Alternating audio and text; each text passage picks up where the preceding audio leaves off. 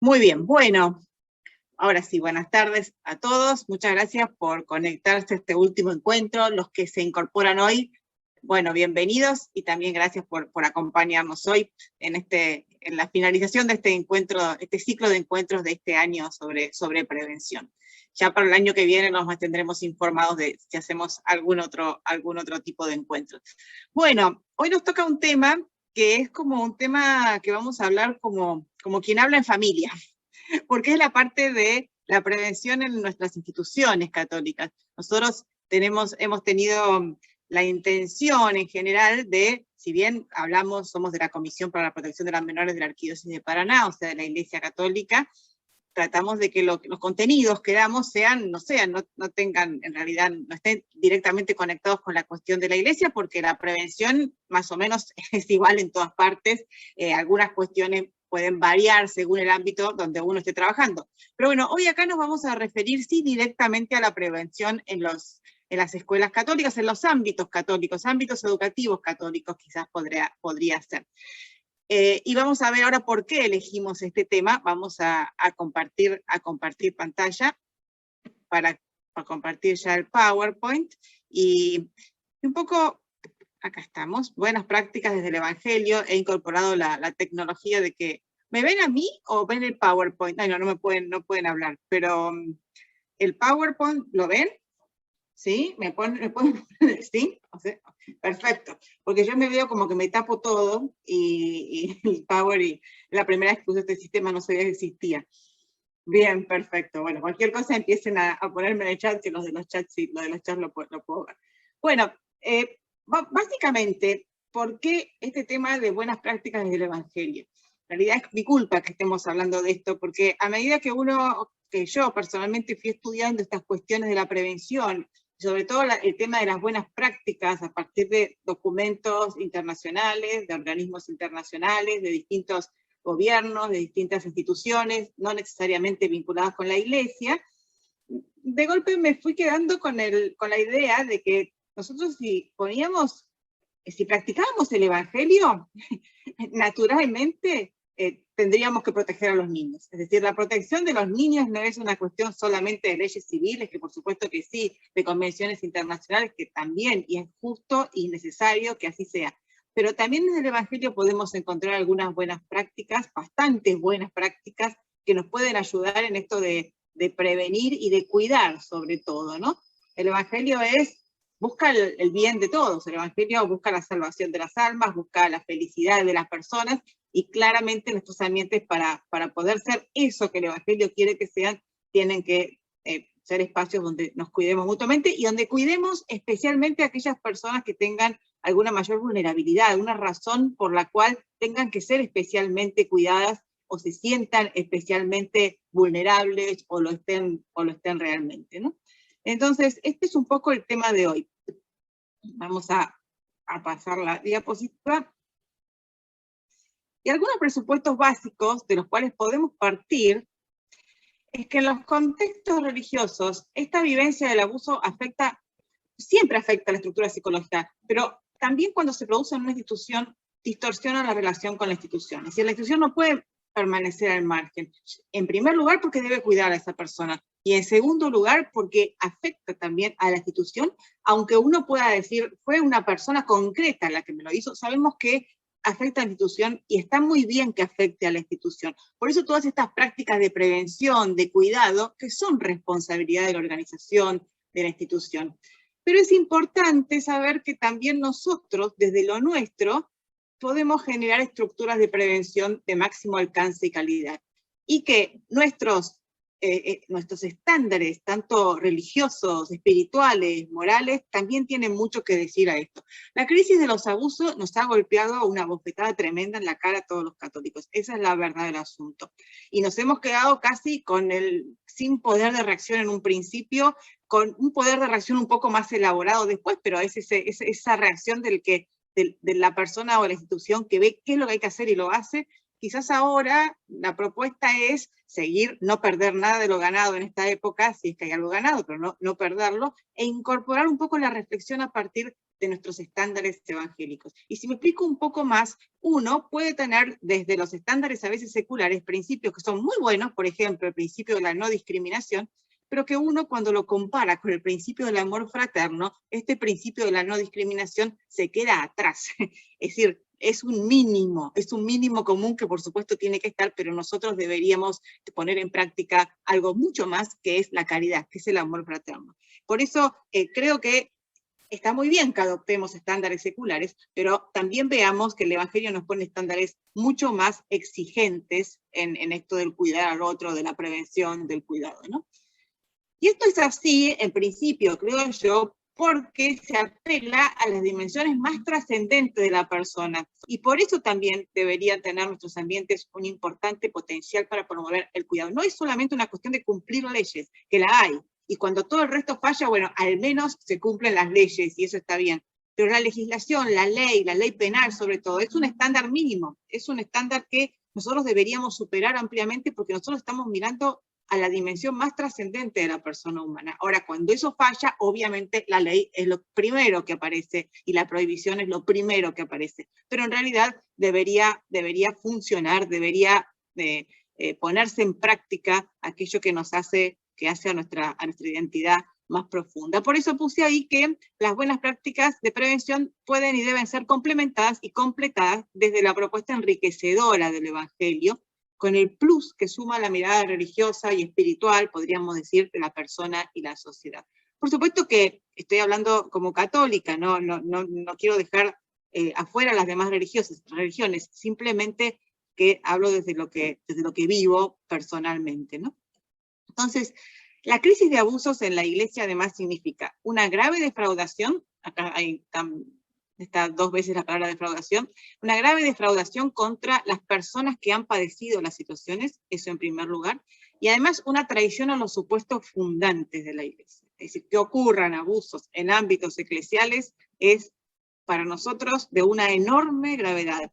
No digo que sea mayor la gravedad de que se ocurrieran en otros ámbitos, pero sí digo que justamente los propósitos, los objetivos, los principios alrededor de los cuales surgió la Iglesia están diciéndonos todo lo contrario de lo que ha ocurrido con los abusos. Por eso también muchas veces se ha dicho que la crisis de abuso y la ocurrencia de abusos, que ocurran abusos, también es un golpe, un delito contra el resto de los fieles, contra el resto de la Iglesia, porque es una traición, en definitiva. Si somos consecuentes con la radicalidad del llamado evangélico, nuestras prácticas y estándares de cuidado, ya lo venimos diciendo, deberían ir más allá de las prácticas seculares, más allá de la norma positiva, porque están fundados en las consecuencias que tiene el amor incondicional de Dios por todas las personas, de todos los tiempos y de todas las culturas.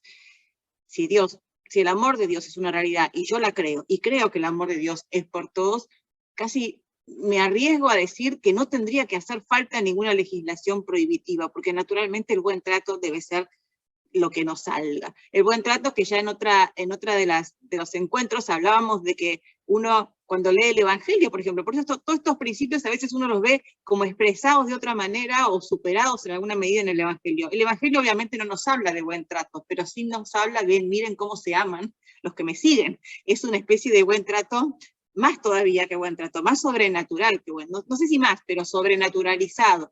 Eso es un poco lo que uno ve cuando compara los estándares seculares y el Evangelio. También están en el Evangelio estos estándares, están expresados de otra manera y están espiritualizados, por supuesto expresados distintos, pero son estándares que nos deberían ser familiares y nos debería realmente entusiasmar poner en práctica.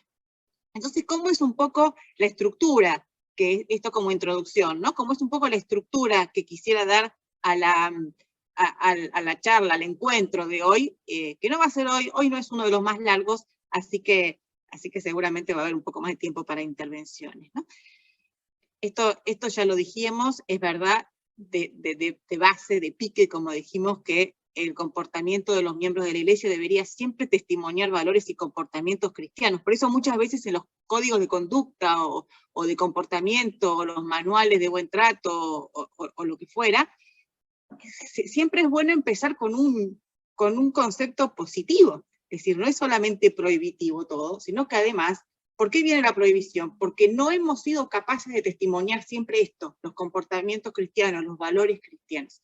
Si fuéramos capaces de hacerlo, la prohibición no sería necesaria. Pero bueno, somos seres humanos, débiles, hemos pecado, hay mucha patología en todo esto también, no sé cuál es el origen, obviamente, de todo esto, pero el origen personal en cada persona o en la institución, no lo sé bien, pero de todas maneras tenemos que contar con el pecado, con la patología, con el delito, con el mal, ¿no? Entonces, ¿cuál es un poco el eje y la estructura que quería darle a este encuentro de hoy? Primero, hay algunos ejes evangélicos que quisiera uno por uno, hay muchos más, por supuesto, pero los que pude detectar y que me parecieron que más se podían aplicar a esta cuestión, ejes evangélicos de los cuales se pueden extraer buenas prácticas preventivas, que tienen a su vez correlato en prácticas seculares, pero que van más allá de estos estándares legalmente exigibles. Entonces, esa es un poco la idea principal. Hay ejes evangélicos que si los buscamos, los encontramos, si leemos el evangelio en clave de prevención y en clave de cuidado, me gusta más sacar la palabra cuidado y protección que prevención, que bueno, de alguna medida la prevención es parte del cuidado, ¿no? Entonces, hay algunos ejes evangélicos, si los encontramos, si leemos el evangelio, como decía, en clave de cuidado, en clave de prevención, hay algunos ejes evangélicos que tienen su correlato en buenas prácticas, digamos que de los cuales pueden extraerse buenas prácticas que tienen su correlato en prácticas seculares y que van más allá de los mínimos estándares exigibles y que debemos ser capaces de poner en práctica, ¿no? Entonces, un primer eje, acá vamos a ver varios ejes y después buenas prácticas que pueden estar basadas en ese eje. Por supuesto, todo está sometido a debate, a discusión, no es la Biblia lo que vengo a expresar acá, ¿no? Un eje primero del cual el cristianismo ha sido pionero es el sostener que todos somos iguales en dignidad, porque hemos sido creados y amados por Dios Padre, redimidos por Jesucristo. Esto nos hace iguales, en definitiva. Hace igual exactamente al niñito que recién está siendo bautizado que al Papa, exactamente igual en dignidad. A la persona que tiene, no sé, muchos medios económicos, cultura, un trabajo, y a la que no lo tiene, iguales en dignidad en la Iglesia. La Iglesia siempre ha sido pionera en esto. Ha luchado por el tema de la esclavitud, lucha por el tema del aborto, por ejemplo, ahora basada en esta igualdad. Siempre ha sostenido, a pesar de que a lo mejor no siempre se ha plasmado en todas las prácticas, ha sido profundamente impulsora de la mujer y profundamente considerada con la mujer. ¿Por qué? Porque todos somos iguales en dignidad. Por supuesto, muchas veces esta igualdad en dignidad no siempre se ha plasmado en comportamientos concretos, pero el principio está. Y aquí también lo mismo. La igual dignidad de cada persona tiene que inspirar varias prácticas preventivas por lo menos. Y acá vamos a ver que la estructura de hoy es así, monótona. Por cada principio, algunas buenas prácticas que a lo mejor pueden ayudar, ¿no? Arriba de todo de la diapositiva van a tener acá, para que nos olvidemos, el eje del cual estamos hablando, la igual dignidad en este caso, que se extrae de la igual dignidad, ¿no? Entonces podemos fundamentar allí algunas buenas prácticas, como por supuesto, si somos todos iguales, rechazar cualquier tipo de discriminación y de maltrato. Esto no está en las leyes, por supuesto que sí, pero para nosotros cae de maduro que la discriminación es algo que no podemos permitir, que no podemos tolerar. Hemos ido muchas veces haciendo un examen de conciencia, y creo, adelanto, que el examen de conciencia es una de las mejores prácticas de la Iglesia, hablando de buenas prácticas, lo mismo que la corrección fraterna. Hemos ido haciendo un examen de conciencia, no siempre hemos sido consecuentes con este principio de no discriminar. Por supuesto que deberíamos haber ido y deberíamos ir mucho más allá de ello, ¿no? Porque si somos iguales, porque Dios nos ama igual a todos, si sostenemos el amor de Dios que funda nuestra dignidad, no podemos cometer ningún tipo de maltrato ni de práctica discriminatoria, injusta. Otra buena práctica que podría de acá extraerse es, si somos todos iguales, realmente consideramos que somos iguales, y nuestra igualdad se funda nada más y nada menos que en la creación y el amor de Dios, todos y la fraternidad como hermanos, ¿no? Si realmente somos todos iguales en dignidad, ¿Qué diferencia otorga el tener una posición de mayor poder o autoridad en la iglesia? Tiene que estar emparentado con el servicio, porque la dignidad es la misma, exactamente. Muchas veces, amparados en posiciones de autoridad o de mayor poder en la iglesia, se han cometido abusos. Allí se ha traicionado, además, esto de la igual dignidad, de que todos somos seres humanos, hijos de Dios y amados por igual por Dios. En febrero del año 2019, cuando en la Santa Sede hubo un encuentro sobre este tema de la prevención entre los presidentes de las conferencias episcopales de todo el mundo, una de las exposiciones que me llamó la atención, no me llamó la atención el concepto, pero sí que se haya hecho tanto hincapié, se dedicó a resaltar que también los niños que habían padecido abusos en la iglesia eran hijos de Dios y miembros de la iglesia, y hermanos nuestros, igual que las personas que lo habían cometido, y que muchas veces se había pensado en primer lugar en las personas que lo habían cometido, como ayudarlas, que no está mal, pero bueno, pero se había descuidado a las víctimas que son miembros, eran miembros y son miembros de la iglesia también. También, como buena práctica, es que esto hay que enseñarlo, la igual dignidad de cada persona. Se enseña y se sabe, pero algo pasa que no se hace carne en las relaciones cotidianas. Entonces, esto debería ser un eje, o podría ser un eje para ciertos ámbitos de formación, de tomar conciencia al menos, de concientización, que esta igual dignidad tiene que traducirse en cosas concretas. Es decir, no es un principio de manual que yo repito para dar un examen y aprobar, sino que concretamente en qué se nota en mi vida. Es decir, en ciertos ámbitos el aprobar o reprobar un examen debería estar también ligado a cómo capto las consecuencias concretas y las aplico en mi vida, ¿no? También el tema de la concientización sobre aquellas situaciones y conductas y comportamientos concretos que atentan contra este principio. Es decir, yo puedo llenarme la boca hablando de la igual dignidad de cada persona, de todos los fieles, quizás por la inversa podría ser también productivo saber, bueno, ¿en qué casos este principio no se sigue? ¿En qué casos este principio no ilumina la realidad, sino al contrario, queda opacado? Entonces ahí uno toma conciencia de que muchas veces uno mismo, con sus conductas, borra el principio fundamental, ¿no? Qué importante que es la catequesis para todos estos conceptos, me parece a mí, reflexiono yo, a lo mejor me equivoco, pero para que todos estos principios puedan encarnarse en las personas, en los niños, niñas, adolescentes, grandes, que también asisten a la catequesis. Otro tipo de práctica es que, bueno, somos todos iguales, pero hay algunos que presentan algunos riesgos particulares, por la razón que fuera, física, psíquica, afectiva, por la razón que fuera, social, económica. Por supuesto que todos somos iguales, pero no todos tenemos la misma autoestima, y eso también es importante, el cómo uno se considera a sí mismo. Vimos a lo largo de los encuentros que un factor de riesgo importante para aquellos niños para los niños que están en situación de particular riesgo con respecto a abusos, a maltratos, a violencia, era el tema de la autoestima. Aquellos que no se valoraban o que se valoraban menos de lo esperable. ¿Por qué? Porque una persona, un niño que no se valora, a lo mejor no le llama tanto la atención un maltrato, porque está acostumbrado, porque piensa que se lo merece, o porque piensa que no es digno de ser tratado mejor, porque tiene una autoestima muy baja. Entonces, en una iglesia, en una institución en donde sostenemos, y basada nada más y nada menos que en Dios, la igual dignidad de cada persona, la atención a aquellos que tienen algún riesgo particular de no sentirse valorados, de no ser valorados, de sentirse menos que los demás, de no sentirse en esta igual dignidad, igual que el otro, bueno, esto también tiene que ser una buena práctica nuestra, ¿no? Y para eso nos ayudan las ciencias humanas, nos ayuda la psicología, nos ayudan distintas ciencias, ¿no? La educación, ¿cómo nos ayuda la educación? Por eso el tema de las iniciativas que ayuden a fortalecer la autoestima, esto también puede ser una buena práctica importante basada en este principio. La adopción de medidas que expresen una mayor protección con las personas más vulnerables. Somos todos iguales en dignidad, que esta dignidad brille, que esta igualdad en dignidad brille y no se vea opacada por situaciones de vulnerabilidad, por lo menos en la iglesia.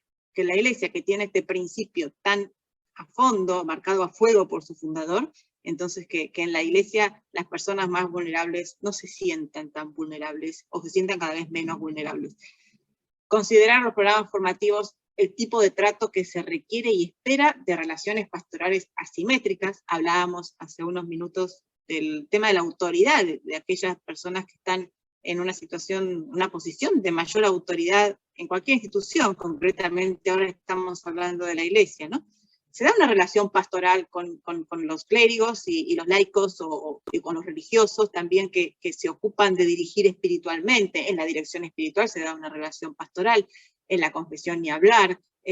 A veces ni siquiera hace falta, en el trato cotidiano también se da esta especie de suposición de una relación pastoral. Esto engendra una cierta asimetría. Entonces es importante saber cómo manejar esa asimetría. No solo cómo manejarla desde el punto de vista normativo, sino también cómo la maneja en su interior la persona, las dos personas, la que está en una posición asimétrica, digamos, de mayor autoridad, y la persona que está en una posición más de ser destinatario de la acción pastoral. Los dos debemos manejar esta diferencia de la manera adecuada, de la manera correcta. Por supuesto que los límites siempre corren a cargo de aquel que está en una relación más asimétrica, más de autoridad, ¿no? Otro tipo de buena práctica, ya que estamos hablando de la dignidad igual de cada persona, es generar estructuras y designar personas responsables para que puedan comunicarse en la iglesia cualquier tipo de abuso o maltrato o cualquier tipo de conducta que de alguna manera atente contra estos principios que estamos viendo. Ustedes deben estar pensando, pero pobre ñato, que lo designen como persona responsable de recibir este tipo de información, porque si vamos a hablar de cualquier maltrato, bueno, no me estoy refiriendo estoy refiriendo a malos tratos sistemáticos, a malos tratos, no un maltrato que pueda resolverse con un diálogo, con un pedido de perdón y con un sigamos adelante, ¿no? Evidentemente. Pero sí, cuando hay una gran asimetría, hay que tratar la cuestión de una manera muy, muy cuidadosa, ¿no? Cuidadosa. Vamos a otro eje, que ya nos estamos aburriendo del eje 1. Por supuesto que seguramente se encontrarán muchísimas más ejes y buenas prácticas. Yo simplemente para traer algunas que se me habían ocurrido que podían ser útiles también, para una reflexión propia también, ¿no? Segundo eje, el llamado a vivir la comunión en la caridad y el amor fraterno por el otro, siempre, en todas las circunstancias. La frase, el concepto de que la iglesia es comunión, nos es familiar. Nos es familiar como frase y como concepto. De vuelta. Nos es familiar también la puesta en práctica de esta comunión. Eso es lo que deberíamos también preguntarnos, y quizás la metodología de bajar a buenas prácticas nos ayude. Este llamado está repetido, como decía siempre, arriba van a tener el eje de qué se trata, y mi creatividad alcanzó solamente a ponerle distinto color a las letras en cada eje, pero bueno, ya seré más creativa. Entonces, en cuanto a buenas prácticas, iniciativas para profundizar el significado de la comunión, ¿qué significa concretamente? Yo soy muy amiga de lo concreto, es decir, muy bien, está todo muy lindo, pero en concreto, ¿esto qué me cambia? ¿Cómo lo bajo? ¿Cómo lo encarno? Está muy lindo probar un examen, como decía, diciendo el manual de memoria. No hay cosa que moleste más a un profesor y se nota enseguida, que el alumno que repite el manual de memoria a lo mejor sin saber si está entendiendo realmente lo que está diciendo. Bueno, esta comprensión de qué implica que somos comunión, que somos común, que somos imagen y semejanza de un Dios que es perfecta comunión de tres personas, y por eso somos comunión. No somos comunión porque, ay, qué lindo la comunión, somos todos amigos, que está excelente que sea así también, pero el fundamento último no es ese, el fundamento último vuelve a ser Dios. Entonces, con los abusos y con otro tipo de maltrato, no solamente con los abusos, pero con muchas cosas, de alguna manera estamos desdibujando lo que Dios quiso para el ser humano y para la iglesia, al menos, y para todos los hombres.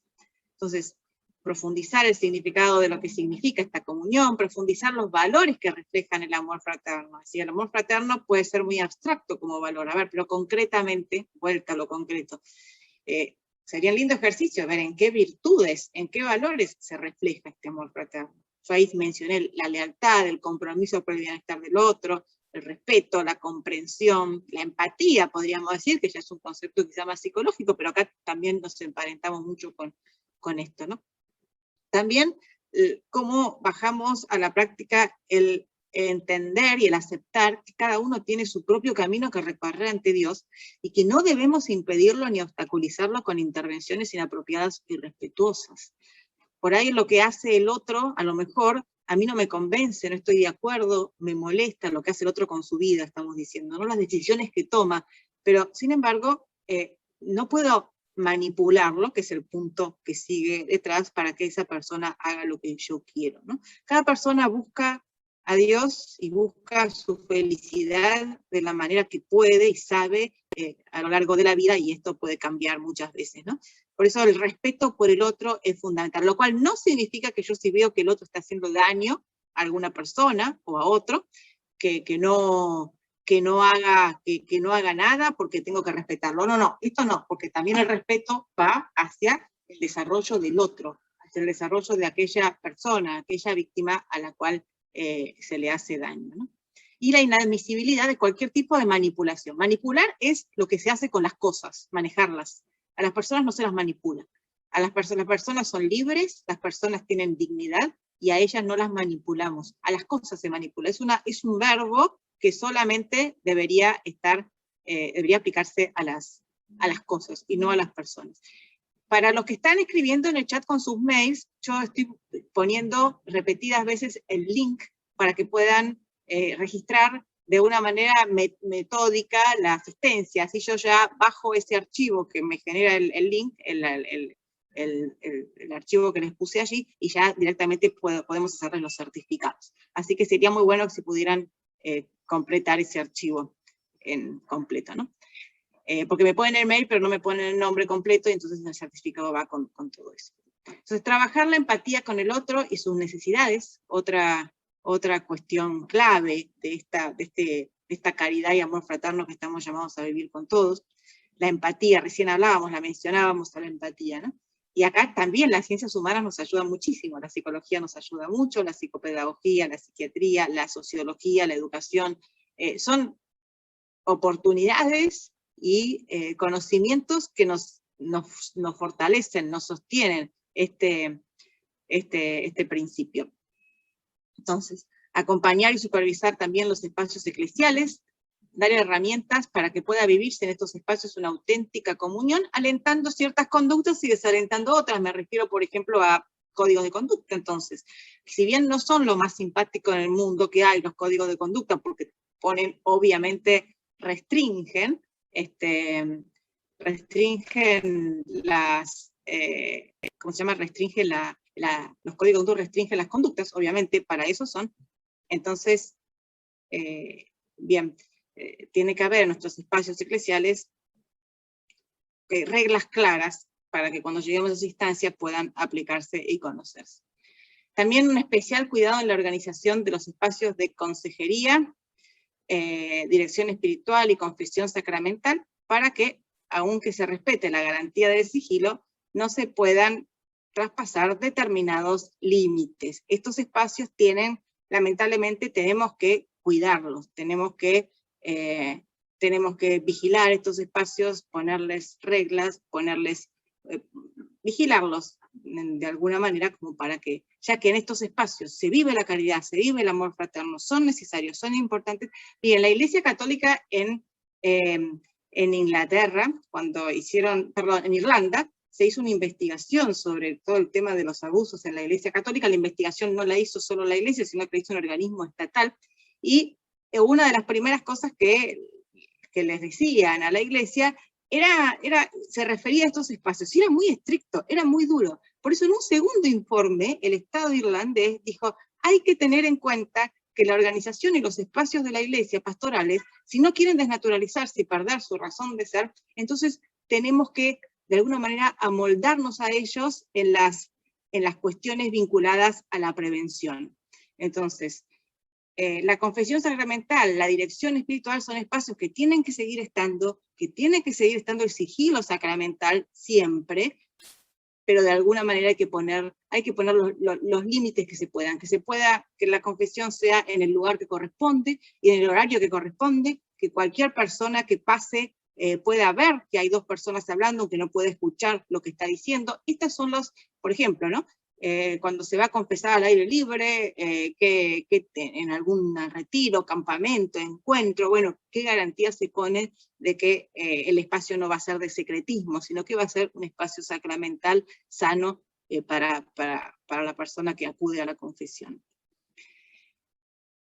También de este principio de llamar a vivir la caridad y el amor fraterno, considerar y tratar el tema de la comunicación, y esto lo vamos a mencionar varias veces, ¿no? La comunicación, la palabra comunicación tiene que ver con comunión, es lo que nos conecta unos con otros, es la acción de ponernos en comunión, de alguna manera, comunicar, hacer común algo. Entonces, la comunicación no puede constituirse en herramienta de manipulación y autorreferencialidad. Y hoy vivimos mucho una comunicación a través de, por ejemplo, redes sociales, la comunicación virtual, en donde la autorreferencialidad está en primer plano, en primer lugar. Muchas consultas que me han hecho, muchas no, pero algunas me han hecho a mí de escuelas de donde docentes, por ejemplo, en sus redes sociales, tienen a sus alumnos como amigos y ponen cualquier cosa. Entonces, cuando alguien se queja, dicen, pero es mi vida, yo puedo poner lo que quiero. No, no es tu vida solamente. Estás exponiendo algo y además tenés alumnos, y chicos, y niños, niñas, adolescentes en tus amigos. No es tu vida solamente. Hay que dar testimonio siempre, en definitiva. Y más si en ámbitos eclesiales, en la iglesia. El testimonio es siempre. El primer protocolo que yo redacté decía, no consumir alcohol en exceso con menores, póngale.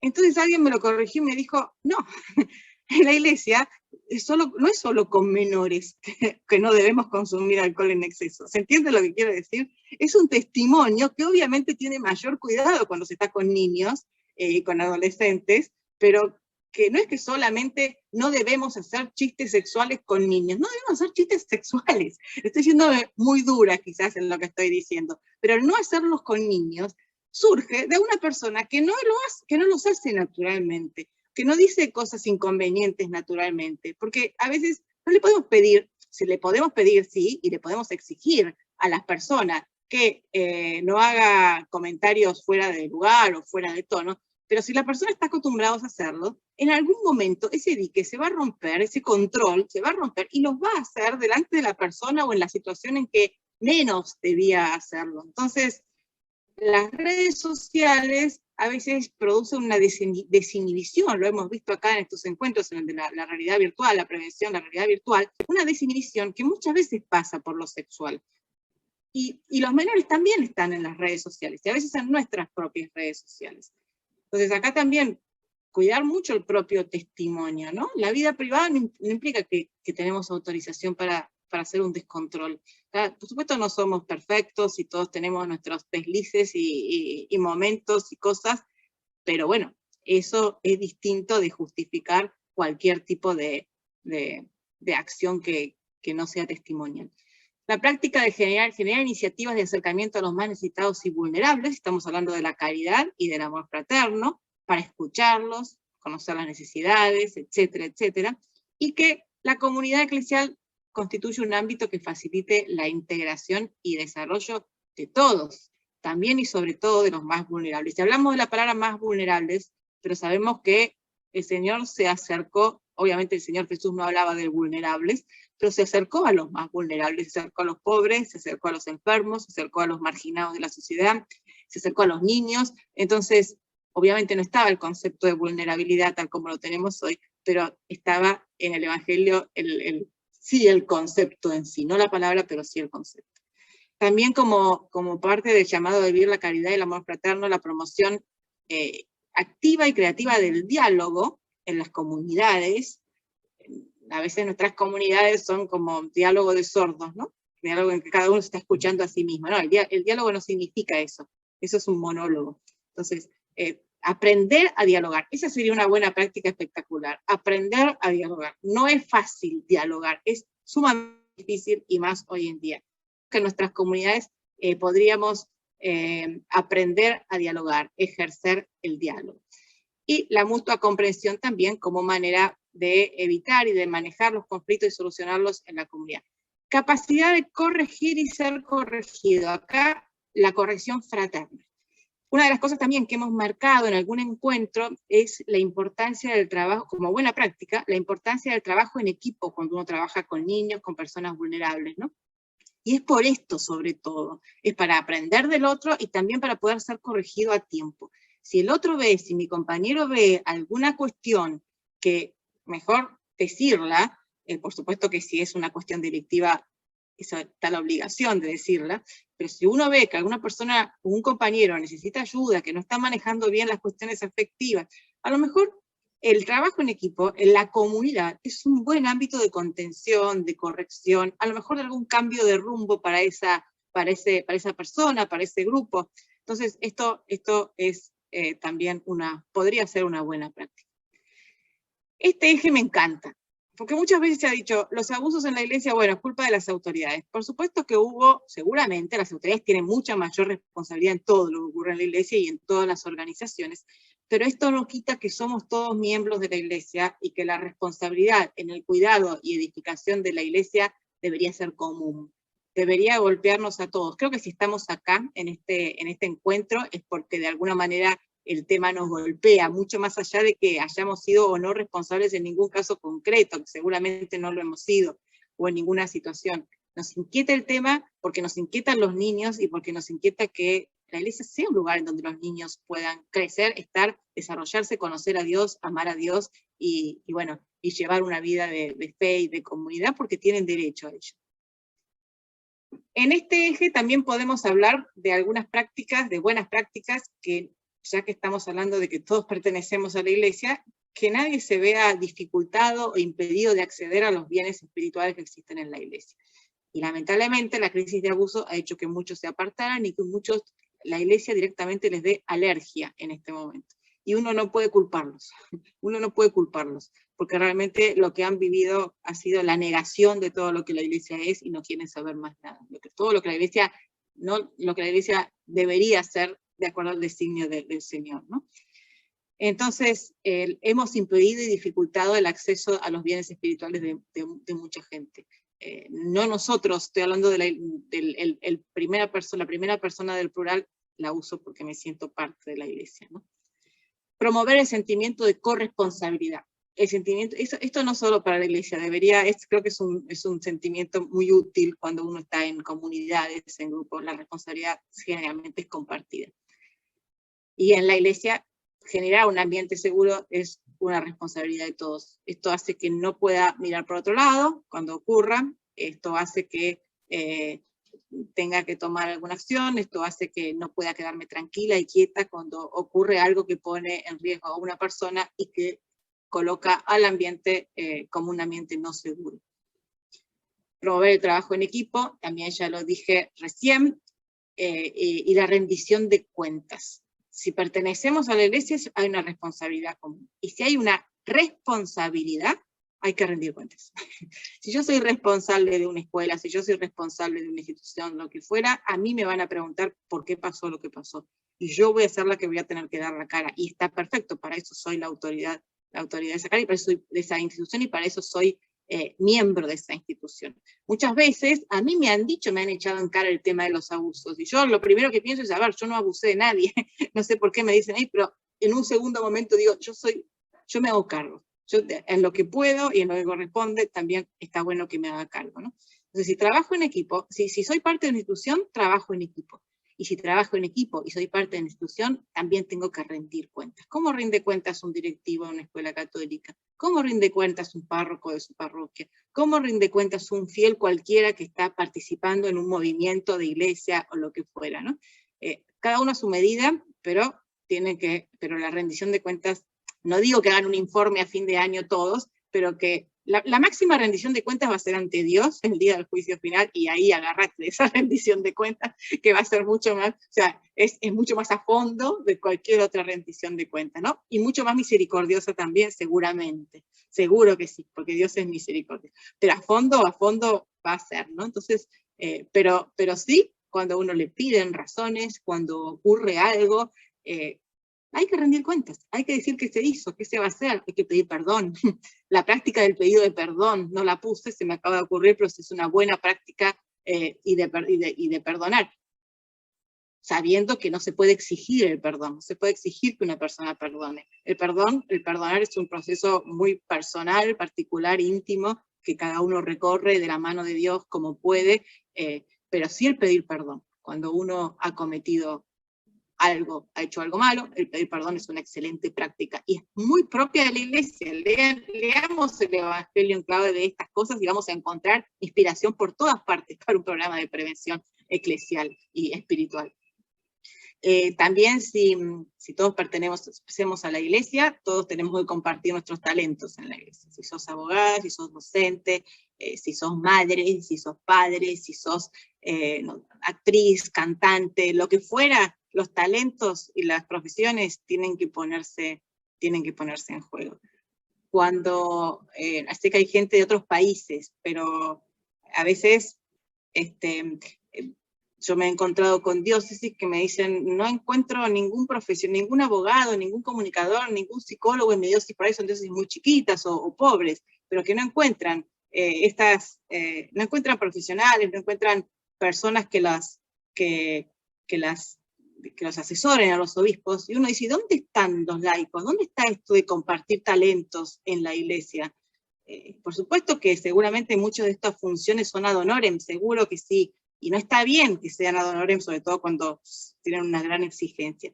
Pero de todas maneras, como miembros de la Iglesia, esta voluntad de ayudar en lo que uno pueda y de poner los talentos a servicio tiene que estar.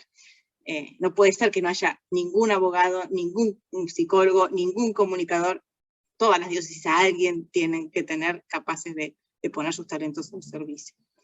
Diseñar espacios en donde todos puedan ser escuchados y representados, sobre todo los más pequeños, en situación de mayor vulnerabilidad. Sé que la Iglesia no es una democracia, no estoy pretendiendo que lo sea, pero estoy hablando de nuestros grupos, estoy hablando de nuestras comunidades, estoy hablando de lo más nuestro, en donde escuchar a todos, escuchar al otro, es un tema crucial, en definitiva, ¿no? Escucharnos. Y fíjense que la Convención de los Derechos del Niño habla del derecho del niño a ser escuchado.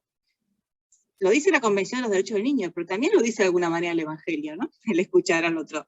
Entonces, nada, sepámoslo y reflexionémoslo así. Me parece interesante hacerlo y que podemos sacar mucho provecho y de una manera bien espiritual y a fondo. Cuarto eje, la predilección por los niños y los más necesitados o vulnerables. Este eje es central. Si no escuchamos el resto de los ejes, este nos tiene que golpear fuertemente.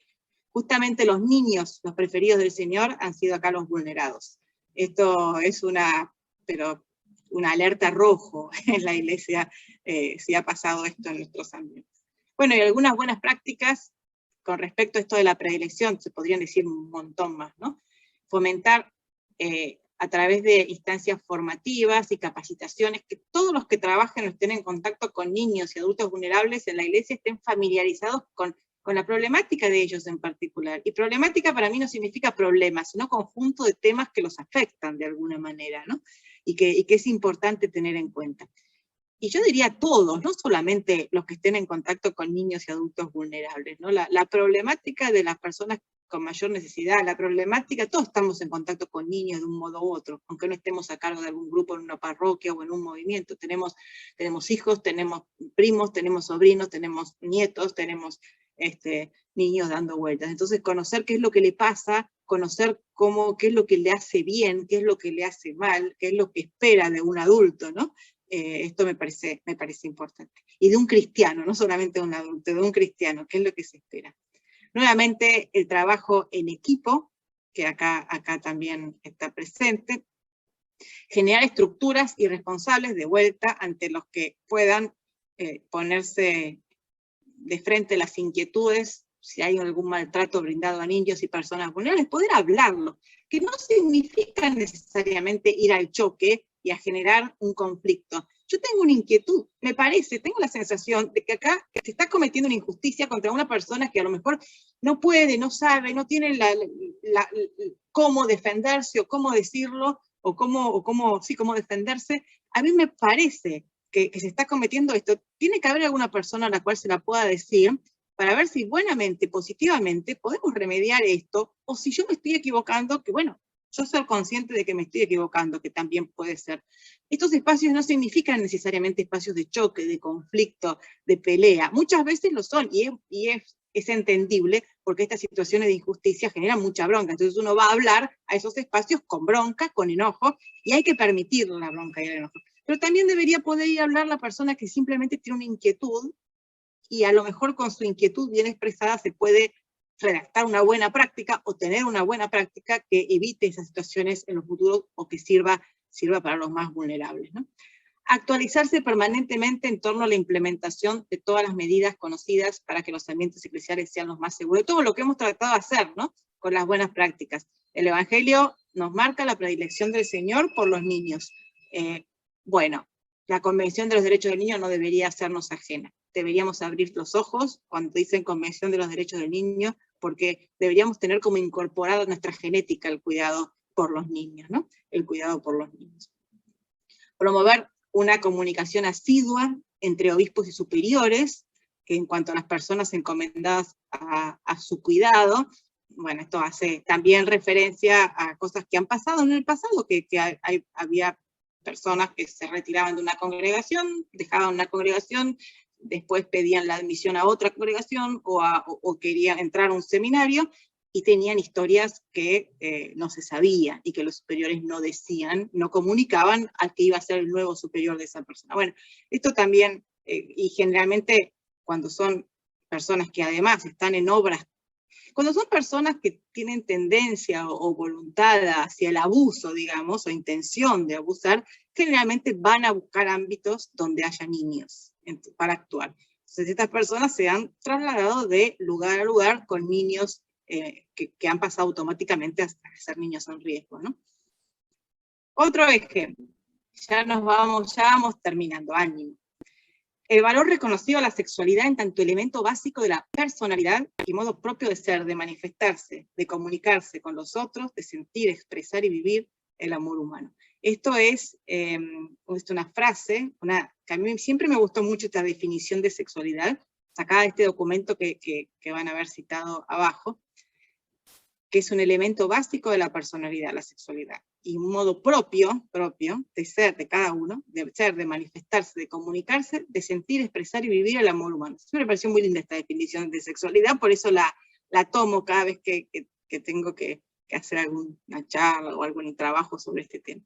Bueno, la Iglesia tiene, no parece a veces, y muchas veces nos han echado en cara que para la Iglesia la sexualidad es un tabú, que no hay que hablar de eso, así muchas veces hemos pecado de eso, es verdad.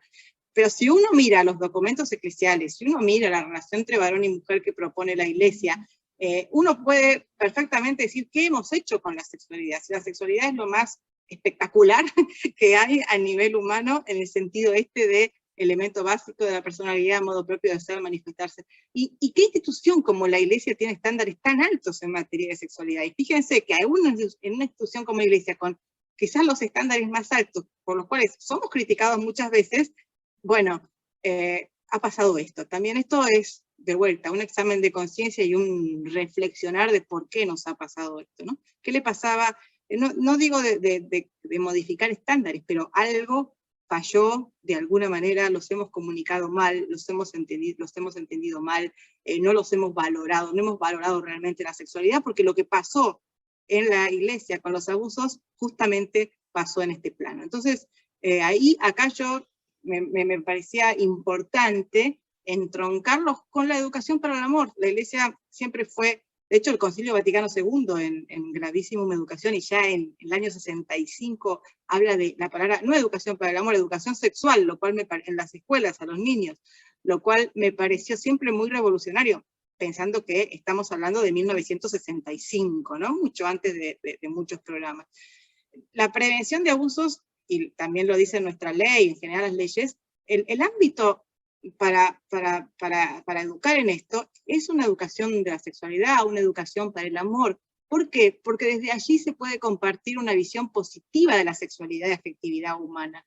Si la sexualidad para los documentos de la Iglesia, para la Iglesia, tiene un valor profundamente positivo, es el ámbito ideal, porque si no, la prevención, la educación, la prevención, queda como una educación de miedo. No sé si se está entendiendo lo que quiero decir. Si el primer contacto que a lo mejor tiene un niño con el tema sexualidad es un contacto de miedo, de cuidado, de mirar lo que te van a hacer, mirá, tené cuidado que no te pase esto, entonces no es el primer dato que yo quiero que un niño tenga, no es el primer encuentro con la sexualidad que yo quisiera que un niño tuviera. Al contrario, que esto esté integrado en una visión más positiva, y porque la sexualidad es esto, y no es esto otro, entonces te estoy proponiendo este camino.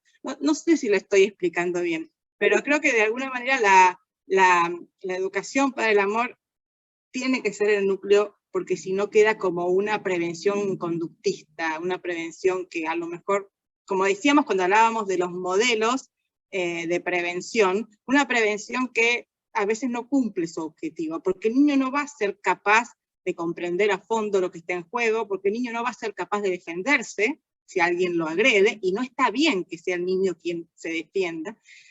La prevención también tiene que pasar por otros rubros, por los adultos, ¿no?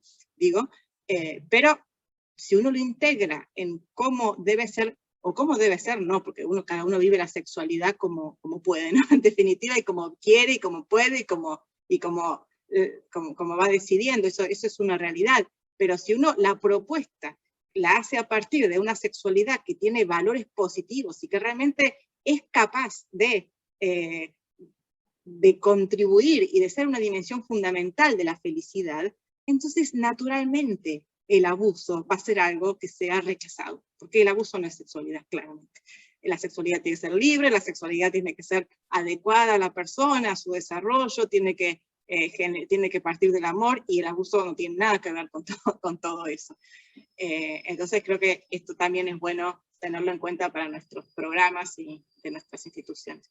Profundizar la reflexión afectivo-sexual en los programas de seminarios. Acá había un comentario que lo leo porque tiene que ver. Dice, los niños entienden, justo hay una persona que dice, los niños entienden, una persona que conoce tiene una discapacidad y entiende perfectamente. Sí, los niños entienden. No quise decir que no entendían, ¿eh? Lo que quise decir es que la educación no es simplemente pasar información, está prevenida contra abuso. Esta persona sí, claramente, y hay que hacerlo, pero una prevención que se inserte también en una concepción de una sexualidad positiva, planificante, me parece que quizás puede ser más efectiva y puede entenderse de una manera más plena, a lo mejor. Pero bueno, esto no quiere decir que los niños no entiendan, por supuesto que los niños entienden a medida que van incrementando su desarrollo, ¿no?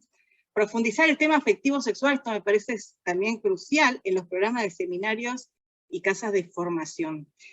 Hay un autor que no hemos visto que se llama Amedeo Cencini, que seguramente muchos conocen, es un psicólogo religioso, canosiano, italiano, psiquiatra, no sé si psiquiatra, me parece que psicólogo, no es psiquiatra, pero que bueno, que se ha dedicado mucho a estas cuestiones afectivas, y él tiene una teoría, que es una teoría, obviamente, no quiero decir que sea la verdad absoluta, pero es bastante plausible que a partir de ciertas compensaciones que a veces uno se da sin ser demasiado consciente, se pueden generar consecuencias al final del camino que uno no hubiera previsto nunca. Entonces que a veces, sabiendo pedir ayuda a tiempo, conociéndose bien uno y sabiendo que uno a lo mejor está girando el falso en un punto, se pueden evitar consecuencias mucho más grandes a futuro. Entonces, esto también parte por el conocerse uno mismo, no es simplemente una introspección permanente, pero saber que a uno siempre le aprieta el zapato por el mismo lugar, saber qué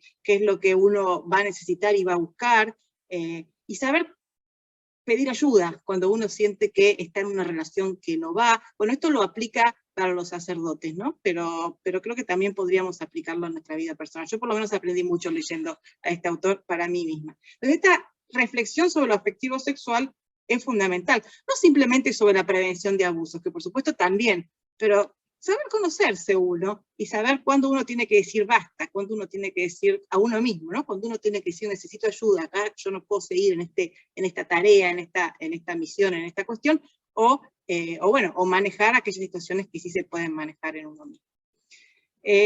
Otorgar la máxima importancia al acompañamiento a personas consagradas, al acompañamiento adecuado. Voy a ir pasando rápido. Yo este material, como siempre, se los voy a mandar a todos, hayan venido o no a este encuentro, al mail en general, y lo vamos a subir en la página web de la Comisión de Prevención de Paraná, comisiondeprevención.com.ar, de la Arquidiócesis de Paraná. Entonces sepan que ya hoy mismo a la noche lo estoy subiendo, en la parte de recursos y de capacitaciones.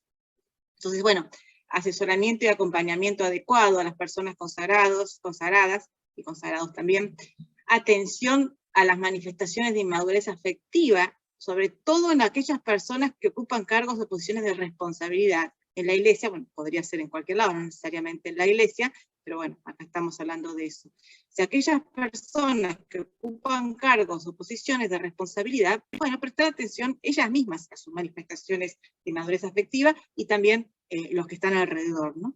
Para lograr la ayuda adecuada y que no perjudiquen o pongan en riesgo a otros. Prestar atención. Para mí, la inmadurez afectiva es un rasgo que, pobre, todos somos inmaduros afectivos, pero hay como un mínimo, un estándar que uno se da cuenta cuando esa inmadurez es esperable y cuando ya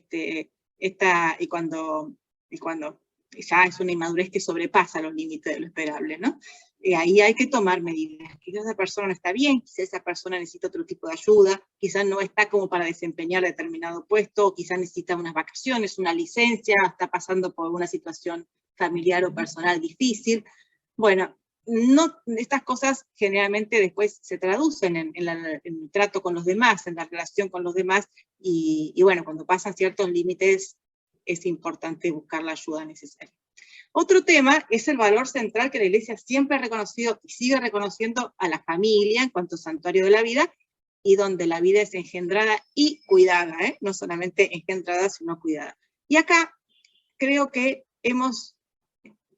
también los padres se han sentido traicionados, y con todo derecho, y con todo rigor, cuando un niño, una niña, un hijo suyo, una hija suya, ha sido víctima de un abuso en un ámbito eclesial. Entonces, tampoco se ha respetado este principio del valor de la familia, porque los padres también se habla muchas veces de los padres de las víctimas como víctimas indirectas o víctimas secundarias también de los abusos, ¿no? Pero víctimas al fin y al cabo.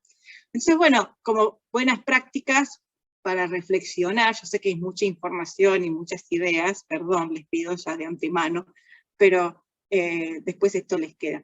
Como buenas prácticas centradas y fundamentadas en el valor de la familia, la puesta en práctica de instancias y medidas que integren a los padres las actividades apostólicas y pastorales. Yo soy de una época en donde quizás estos principios estas cuestiones no estaban tan a la flor de piel cuando yo hice mi juventud y mi adolescencia en movimientos y grupos de iglesia, ¿no? Pero ya en esa época yo veía que a los padres, muchos grupos y movimientos, no solo no los integraban, sino que los echaban, sino que generaban un ambiente en donde la relación era solamente con el hijo, con la hija que estaba ingresando, y a los padres hasta los trataban mal muchas veces. Yo lo he visto con mis ojos, no sé si yo soy la única que lo he visto, y no nos llamaba tanto la atención, o sí nos llamaba, nos dolía, obviamente cuando se lo hacían a mis padres a mí me dolía, pero no una cosa como para escandalizarse. Bueno, ahora yo a esto me prestaría una enorme atención, como signo, como síntoma, como indicador. ¿De qué manera se integran los padres? ¿De qué manera se permite y se informa y se está en contacto con los padres cuando, en definitiva, estamos como adultos en la iglesia, los padres nos confían a sus hijos y estamos siendo útiles, dando una mano, ayudando en la crianza y en el acompañamiento de sus hijos, ¿no? Y ellos son los primeros responsables y los que tienen el derecho. También apoyar a los padres y a las familias para tomar el lugar que les corresponde. No reemplazarlos, sino ayudarlos a que puedan tomar el lugar que les corresponde. Esto muchas veces en la educación de los hijos, ¿no? Y el acompañamiento. Esto muchas veces los colegios lo hacen muy bien. Cuando los padres, en reuniones de padres, donde a veces los docentes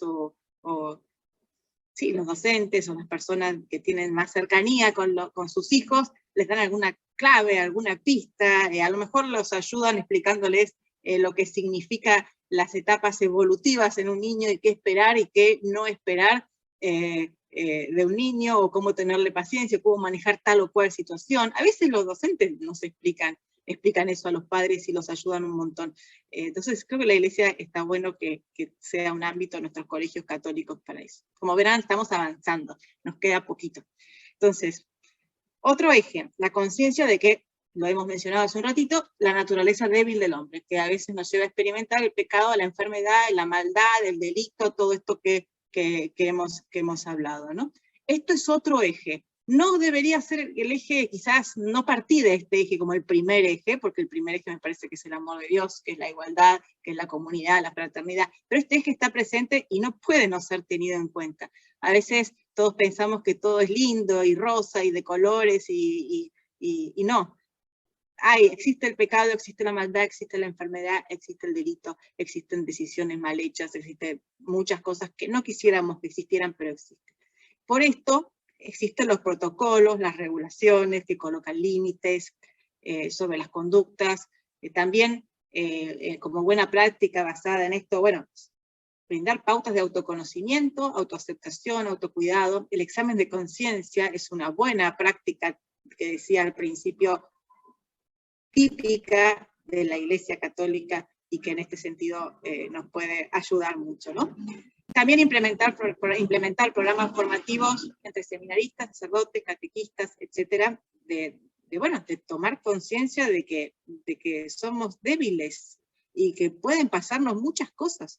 E incluso, no es que, a ver si lo explico bien esto, todos estamos tocados de alguna manera por el pecado, por la enfermedad, no sé, por el pecado y por la enfermedad seguro, más allá no diría de todos, pero de alguna manera todos estamos tocados por esto y cuidarnos no es algo que sobre, cuidarnos está muy bien que así sea.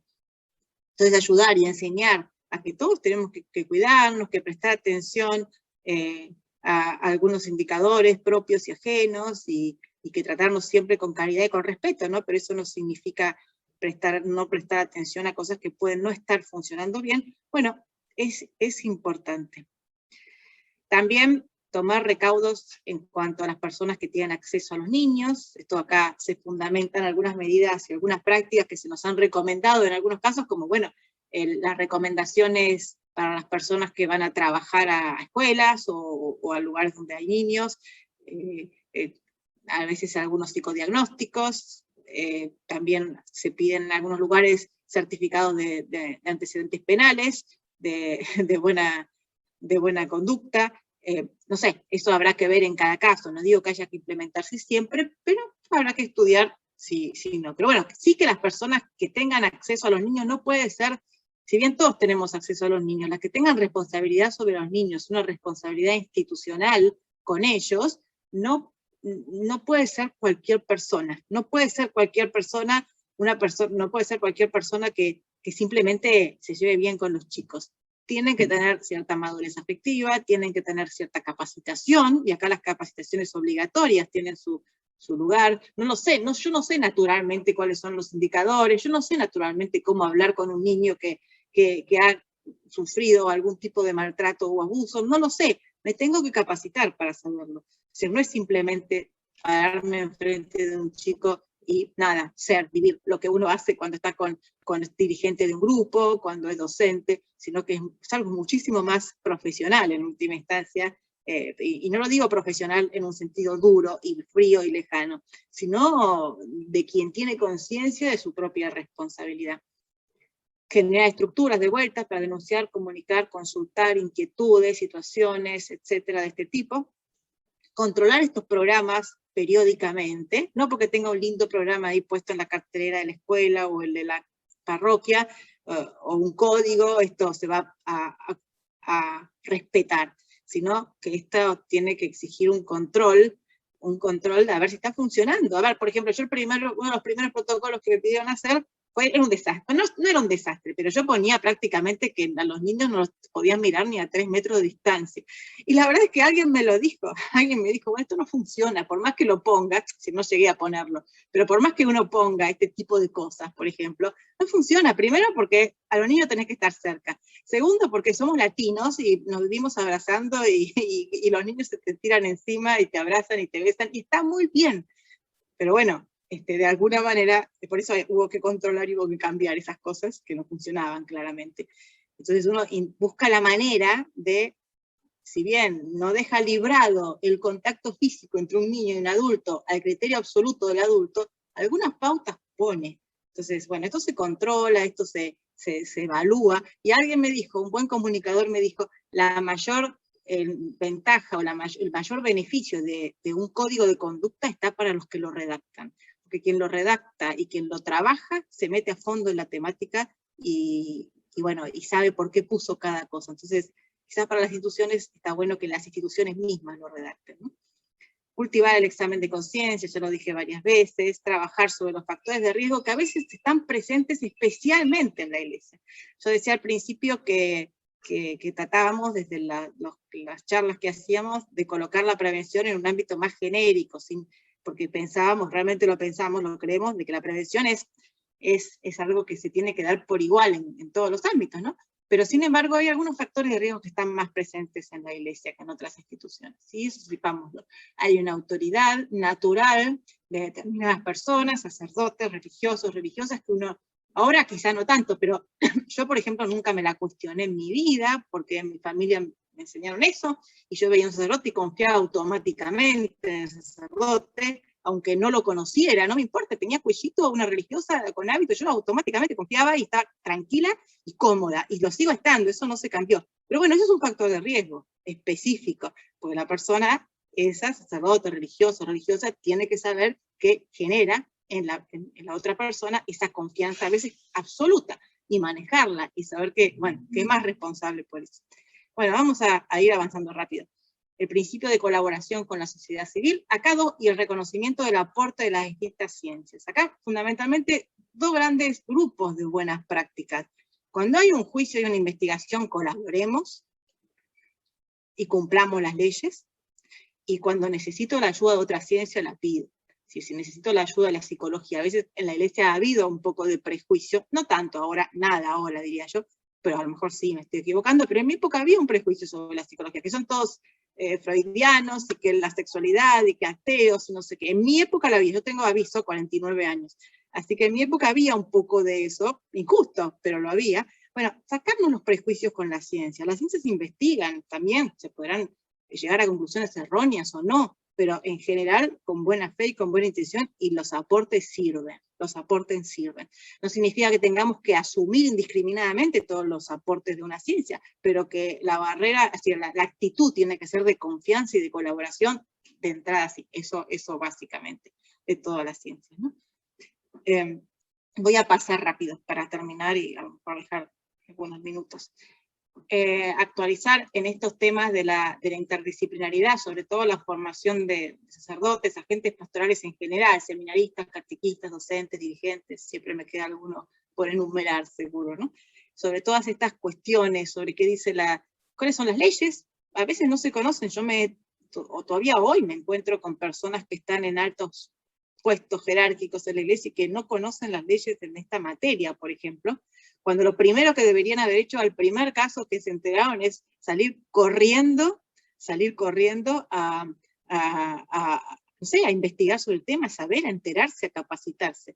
Y sin embargo me encuentro con baches muy, muy serios en gente que tiene una posición alta, ¿no?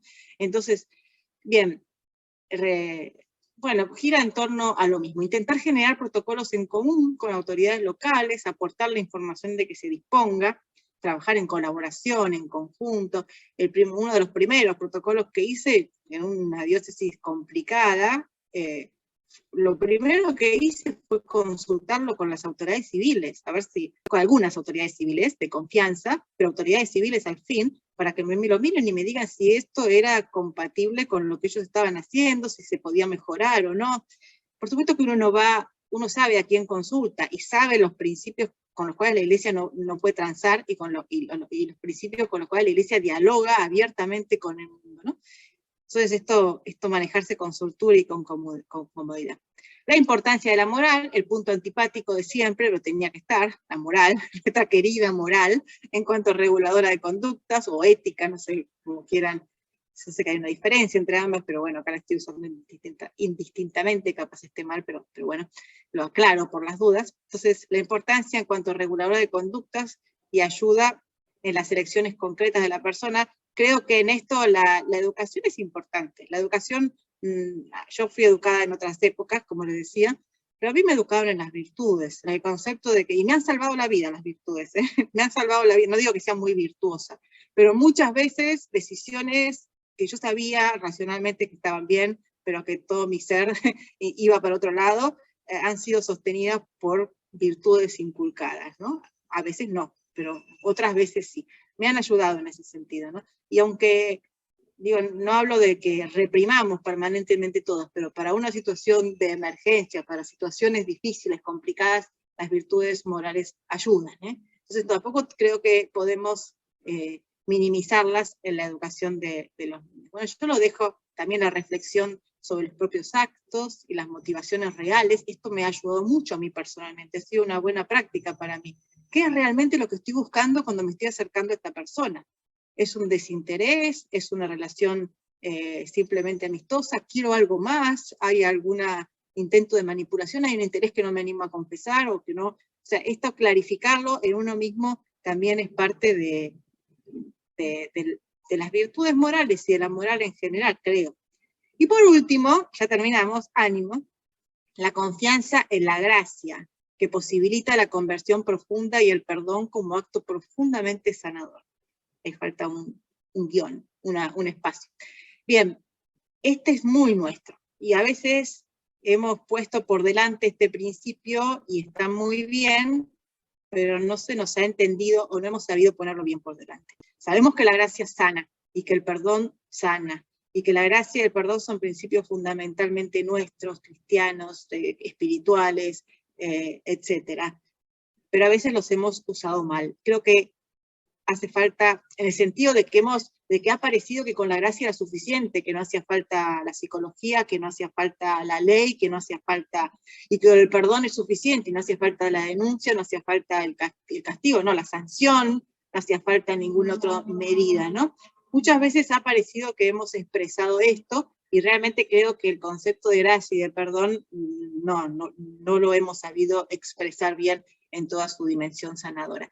En este encuentro que yo les decía, que creo que lo voy a citar ahora, pero si no ya se los adelanto, que pasó en la Santa Sede en febrero de 2019 con los presidentes de las conferencias episcopales para hablar de la prevención, en este encuentro, la primera ponencia, creo que fue del cardenal de Filipinas, tiene párrafos muy lindos, si quieren buscarlos, sobre el perdón en estos casos, que para mí me parecieron muy bien expresados, porque no siempre se expresa bien. Parece que uno diría, bueno, perdona, hasta hace poco una alta autoridad de la iglesia, no de mi país, no voy a decir de dónde, por medio de otra persona me llegó una consulta diciéndome, bueno, me enteré de que fulanito de tal, bueno, hay una persona que vino a denunciarlo por abuso, pero bueno, esta persona dice que ya lo perdonó, y bueno, entonces yo ya no veo la necesidad de hacer nada más.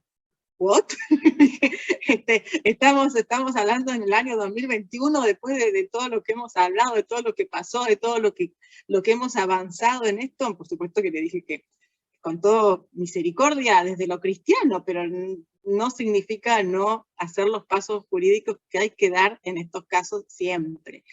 Entonces, bueno, creo que hemos malinterpretado muchas veces el perdón, y quizá lo hemos despojado de su dimensión voluntaria. Es decir, la víctima, o todos nosotros cuando nos sentimos víctimas, somos víctimas, si perdonamos voluntariamente, no se nos puede obligar a perdonar, generalmente perdonamos luego de un largo camino, cuando perdonamos auténticamente, las cosas que no son muy importantes, no, pero las cosas importantes, las cosas que nos han dolido, que nos han lastimado, nos han hecho daño, a veces tardamos mucho en perdonarlas realmente, por más que digamos una cosa. Bueno, ese proceso es sagrado, ese proceso está en la intimidad con Dios. Por supuesto puede ser acompañado por alguien, pero con la extrema delicadeza y respeto por el sagrario interior del otro.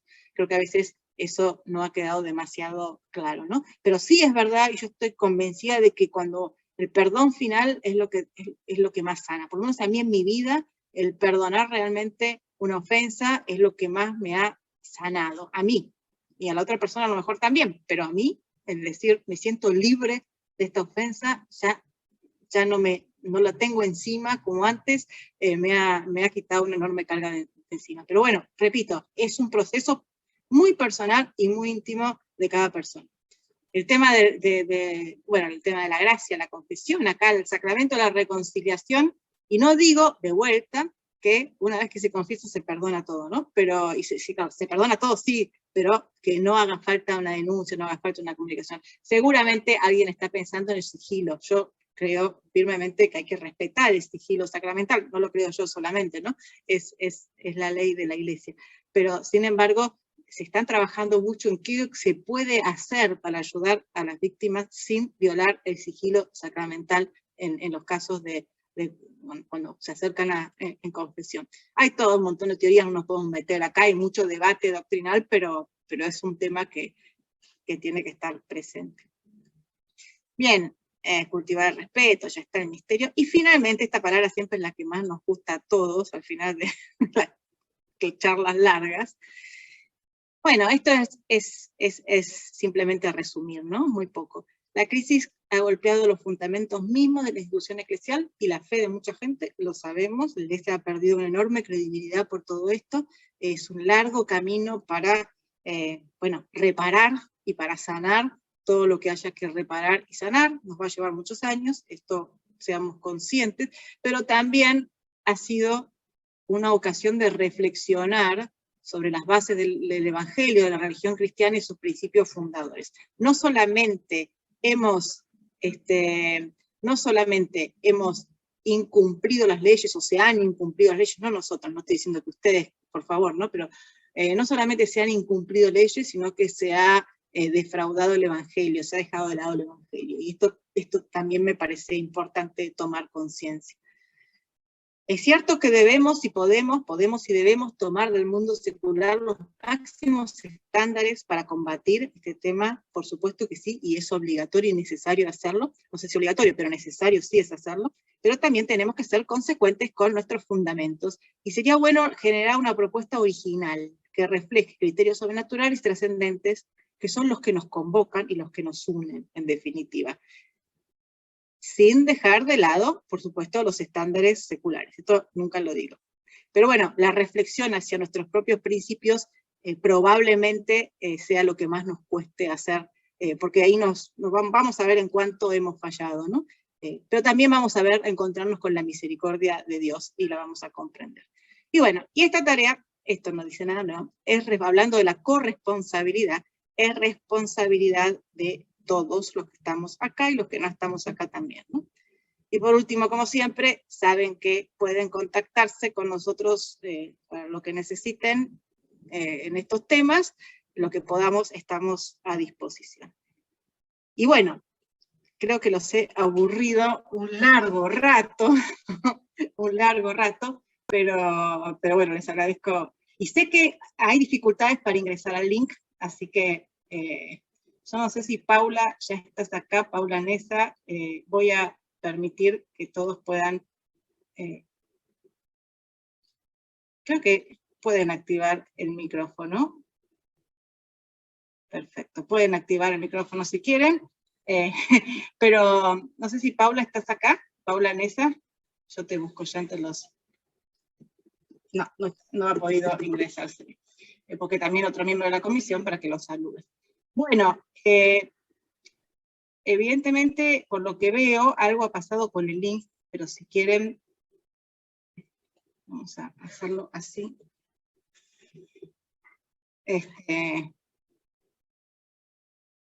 Perfecto, no se preocupen.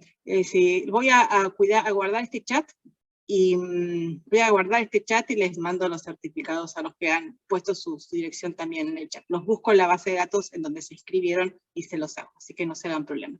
Si quieren ponerlo en el chat es suficiente. Creo que no moriré en el intento. Así que, bueno, ¿alguno quiere decir algo? Puede abrir el micrófono. Yo prometo ser democrática y dejarlo hablar. ¿No? Marcela tiene la mano levantada. No sé si es Marcela la que abrió el micrófono. Sí. Marcela, yo abrí hola. el micrófono. En este momento yo trabajo con la discapacidad, por eso hablo mucho de la inclusión dentro de la iglesia, de las personas con discapacidad. Mi hija decidió tomar sus sacramentos sin saber leer ni escribir, y por eso hablo también sobre la inclusión y la empatía dentro de nuestra iglesia, para poder llegar a brindar este amor que todos hablamos, ¿no? En este momento tengo participando un compañero, porque yo estoy en una red latinoamericana, que es el señor Elías, que está trabajando acá, que es de Perú, que está participando también de esta charla. Y me gusta que se traten estos temas de nuestra iglesia, porque siempre es para avanzar. Sabemos, yo de mi parte puedo decir que falta mucho la parte de inclusión, porque nuestros hijos tienen otra forma de ver. Bueno, mi hija decidió, y sin saber leer ni escribir, aprendió todo de memoria, decidió después tomar su confirmación, decidió después integrar la infancia misionera, y hoy es una adolescente que misiona, pero todavía nos queda esa puertita de abrir la inclusión con amor, con empatía, porque hay chicos que no lo pueden manifestar, pero porque no rezan, y hay sacerdotes que a veces dicen, no, porque no reza, y bueno, hay que dejarlo, y ahí alejamos al padre de la iglesia, a la familia de la iglesia. Entonces, otra parte, que aparte de los abusos, es otro tema que tenemos que tratar como católicos que somos, de abrir las puertas a todos. Y podemos ayudar, cuando vos dijiste, porque yo también, aparte de discapacidad, trabajo género, trabajo abuso, trabajo lo que es violaciones, y lo primero que le tenés que decir a un niño es, yo te creo. Sí. El tiempo a que el chico se abra, porque estoy trabajando en un caso ahora, y lo primero que le dije a esta niña fue, yo te creo, y después esperé, y a los días tuve su respuesta. Y tenemos que estar abiertos los cristianos, es un trabajo que tenemos que hacer, porque después las palabras, teniendo fe, yo creo que el Espíritu Santo nos ilumina y nos da, nos pone las palabras y nos guía las palabras que tenemos que tener para acompañar. Yo siempre, más allá de lo que he estudiado, siempre recurro al Espíritu que ponga en mí las palabras para poder ayudar. Y es hermoso. Si alguien puede hacer este camino de ayuda, es un camino que llena el alma, y que uno agradece al Señor ser ese granito de mostaza sembrado para poder ayudar. Así que bendiciones para todos, y me encantó esta disertación, y que estemos como hermanos unidos y charlando un mismo tema.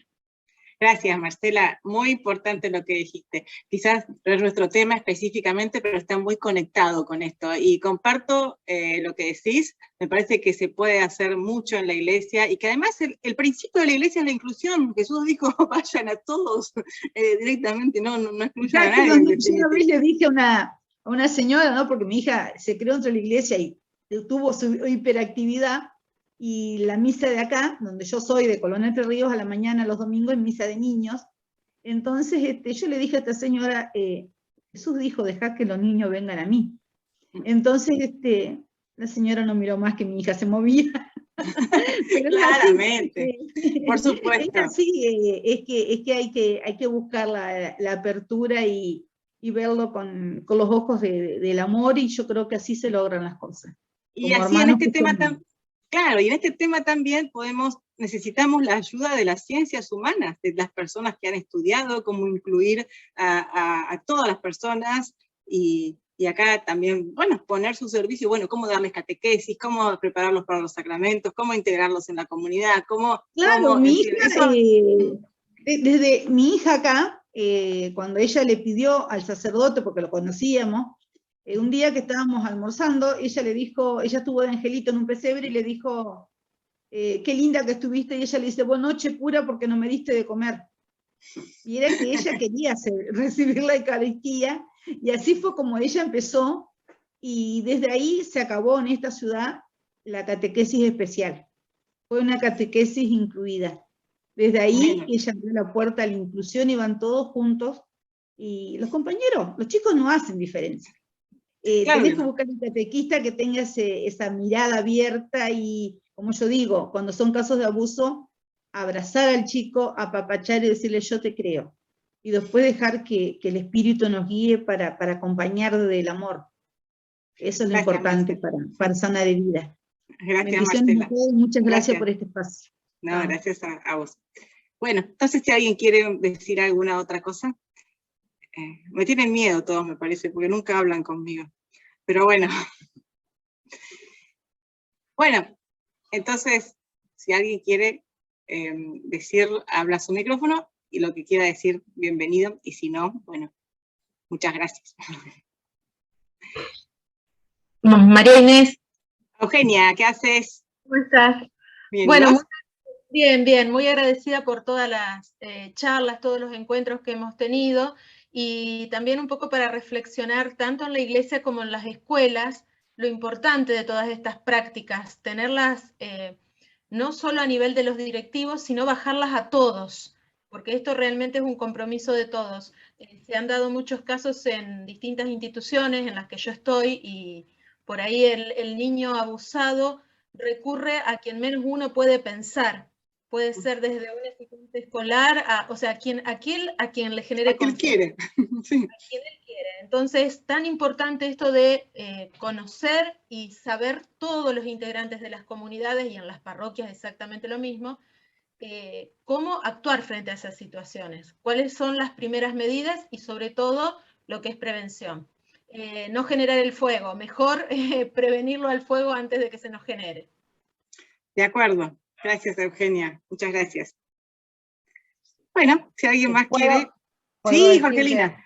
Sí. Bueno, excelente, por supuesto, y muy claro todo lo que has expuesto. Y como dijiste también el tema de la formación, que es muy importante acompañar para aquel que ya sea esté integrado o no en algo, participando en este lugar, ¿no?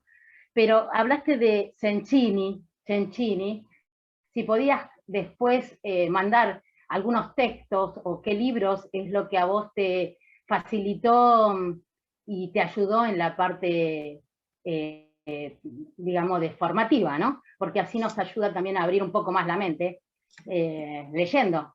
Lo anoto si lo ahora podés en el compartir chat. después. Bueno. Es un libro en realidad.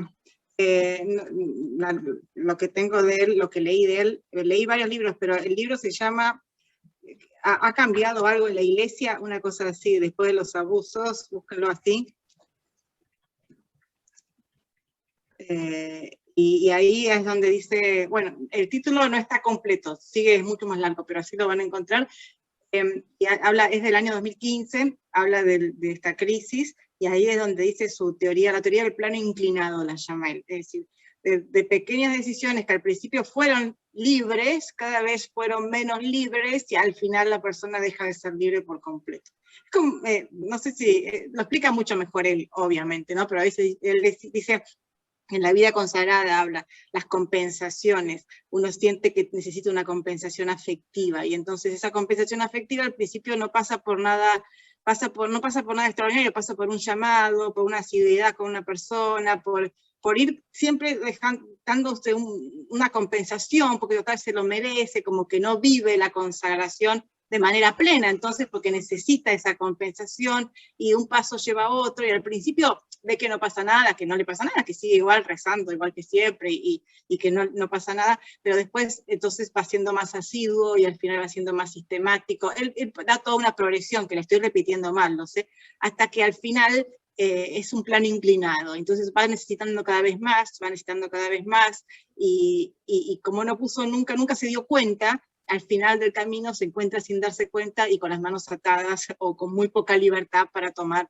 decisiones, y a lo mejor habiendo hecho cosas de las cuales se lamenta profundamente, ¿no? Esa es un poco la teoría, lo hace pensando en la vida consagrada, su teoría en cómo hay que prestar atención a los pequeños primeros momentos en donde uno puede poner remedio, pedir ayuda, y después se vuelve mucho más difícil. Eso es lo que dice él. Pero bueno, lo explica bien en ese texto, en ese libro. Gracias, Inés. Muchas gracias. Gracias a vos, Jorgelina.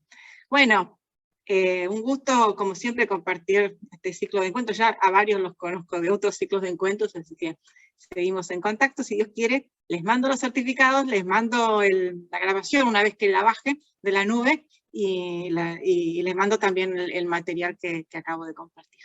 Bueno, muchísimas gracias, y que estén muy bien. Gracias por acompañarnos. Adiós. Gracias Inés, que el Señor te bendiga. Gracias igualmente, hermana. Adiós.